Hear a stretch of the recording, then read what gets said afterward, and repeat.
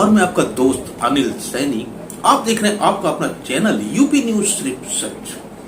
साथियों, जैसा कि आप सब लोगों को पता है कि उत्तर प्रदेश की 10 विधानसभा सीटों पर उपचुनाव होने हैं। इन 10 उपचुनाव पर अभी तारीखों का ऐलान तो नहीं हुआ है, मगर यूपी में अब राजनीतिक पारा पूरी तरह से गरमाने लगा है।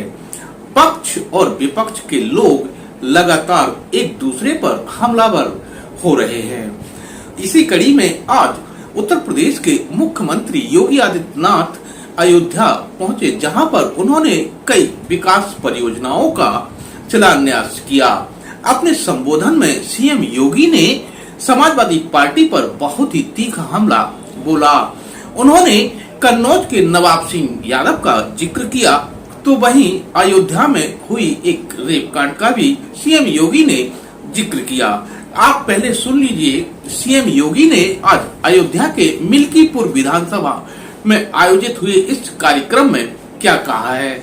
आप भी सुनिए सीएम योगी का पूरा वह संबोधन जो उन्होंने भरी सभा में मंच से किया है।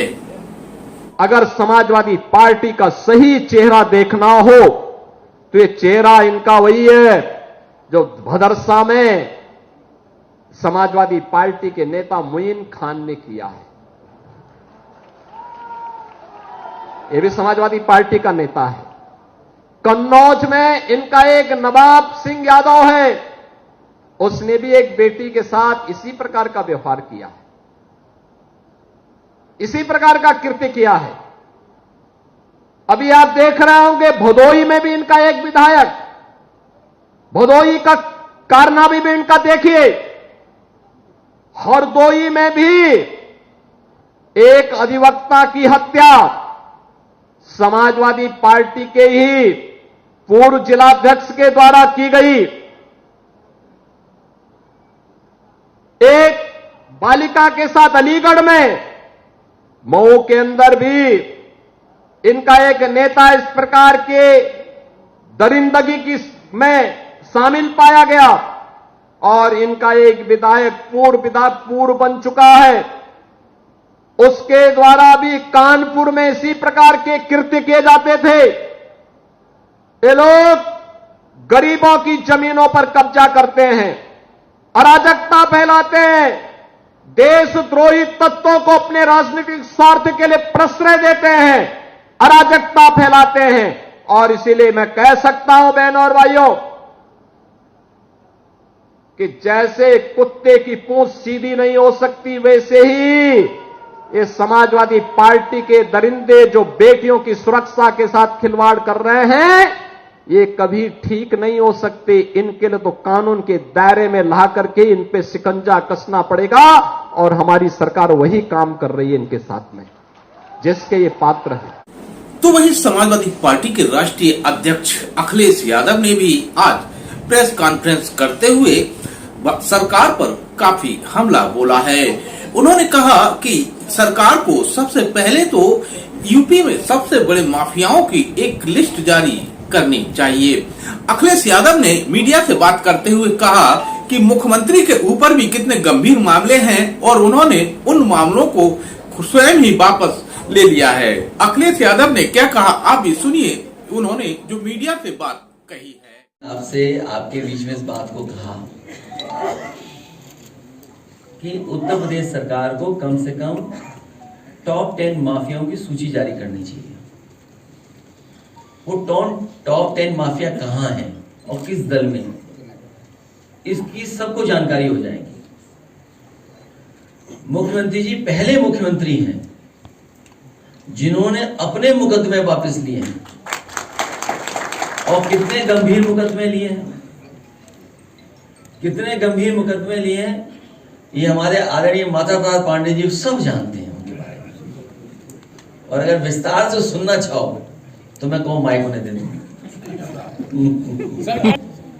उन मुद्दों से ध्यान हटाने के लिए मुख्यमंत्री जी लगातार इस तरह की बातचीत कर रहे हैं।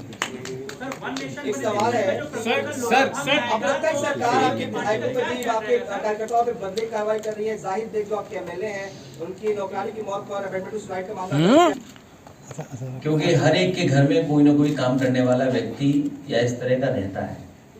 कभी कोई घर परिवार वाला नहीं चाहेगा कि ऐसा हो जाए, उसके घर में ऐसी घटना हो जाए। उन्हें इसीलिए परेशान किया जा रहा है कि एक तो वो समाजवादी पार्टी है और दूसरा भारतीय जनता पार्टी को इससे लाभ मिलेगा हिंदू मुस्लिम डिवाइड करने में। ये पहले दिन से स्ट्रेटजी है भारतीय जनता पार्टी की कि समाजवादी पार्टी को कैसे बदनाम किया जाए, और अगर कहीं कोई मुस्लिम है तो बदनाम समाजवादी पार्टी का कर दो। सर कल अयोध्या की जो रेप पीड़िता थी उससे मुलाकात हुई आपकी, सर क्या बात रही वहाँ? उसने मुझसे कहा कि सुरक्षा मिलनी चाहिए, उसे न्याय मिलना चाहिए और जो दोषी है उनके खिलाफ कार्रवाई हो, उसकी नौकरी जो मंदिर परिषद में थी उसकी नौकरी न छीनी जाए और उसके परिवार के ऊपर अननेसेसरी दबाव न बनाया जाए, क्योंकि सरकार कोशिश कर रही है कि दबाव बनाया जाए, क्योंकि उसमें भारतीय जनता पार्टी के ही लोग शामिल हैं। तो कम से कम मुख्यमंत्री जी मिल्कीपुर गए हैं, उस बेटी के न्याय दिलाने के लिए भी कुछ न कुछ कहेंगे। भाजपा ये कह रही है कि इससे बहुत बड़ा पैसा फंड बचेगा, क्योंकि बार-बार चुनाव होते हैं। पहले फेज में हम लोकसभा और विधानसभा के चुनाव कराएंगे, 100 दिनों के भीतर निकाय चुनाव कराएंगे। इस पर समाजवादी पार्टी का एग्जैक्ट स्टैंड क्या है? लोकसभा में जब ये टेबल होगा तब क्या आप लोगों का स्टैंड है? कल को भारतीय जनता पार्टी ये कहेगी, क्योंकि 1 नेशन 1 इलेक्शन हो जाएगा। चुनाव आयोग का काम क्या है? फिर चुनाव आयोग में भी जो अधिकारी हैं, कर्मचारी, उन पर भी बहुत खर्चा होता है। और आप साजिश से सावधान इसलिए रहिए कि इसमें कर्मचारी और अधिकारी आउटसोर्स किए जाएंगे, लेटरल एंट्री से लाए जाएंगे। मान लीजिए अगर लेटरल एंट्री से लाए गए तब